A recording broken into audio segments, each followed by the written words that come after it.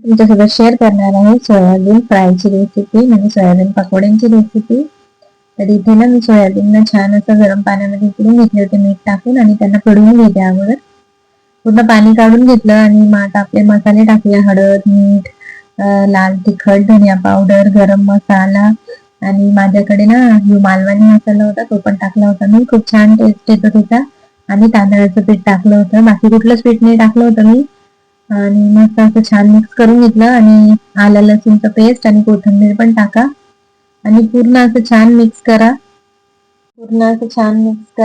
म्हणजे सोयाबीनला आपले पूर्ण मसाले लागेल असं छान असं मिक्स करून घेतलं, आणि थोड्या वेळ रेस्टला ठेवलं होतं, म्हणजे मसाले सगळे सोयाबीन मध्ये ऍड होतील, मीठ वगैरे छान असं टेस्ट येईल. मग त्याच्यानंतर तेल गरम केलं आणि सोयाबीन आपले टाकून दिले, आणि हाय फ्लेमवर तळून घ्यायचंय आपल्याला.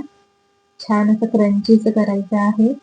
तर अशी होती ही सोयाबीन फ्रायची रेसिपी. नक्की कमेंट करून सांगा तुम्हाला कशी वाटली माझी रेसिपी.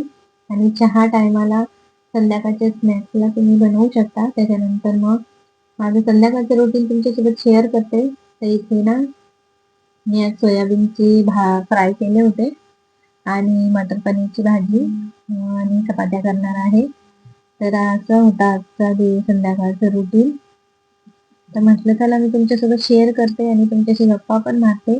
तर मी आता ना मागच्या ब्लॉगमध्ये सांगितलं होतं की माझ्या चॅनलला 3 वर्ष झालेले आहेत, आणि मी व्हिडिओ टाकायला बंद केले होते मागे, पण मी आता परत स्टार्ट केलेला आहे. तर तुम्ही ना ब्लॉग फक्त बघून जातात, व्हिडिओ कमेंट नाही करत, लाईक पण नाही करत.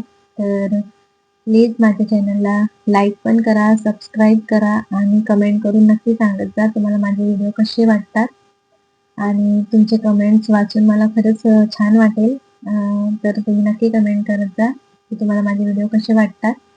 आणि मी खरंच खूप मेहनतीने आम्ही व्हिडिओ बनवतो. खूप वेळ लागतो एडिटिंग वगैरे करायला, आणि पूर्ण व्हिडिओचा सेट करायला, आणि सगळे घरचे कामं वगैरे करून हे सगळं करावं लागतं.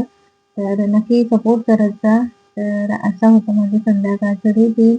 पनीरची भाजी आणि चपाती आणि सोयाबीन फ्राय केले होते आज जेवणाला. तर कसा वाटतो तुम्हाला माझा ब्लॉग नक्की कमेंट करून सांगत जा, आणि सबस्क्राईब पण करत जा आणि लाईक पण करत जा. तर असं होतं आजचा दिवस. चला मग बाय, आणि या जेवण करायला. आणि श्री स्वामी समर्थ सगळ्यांना.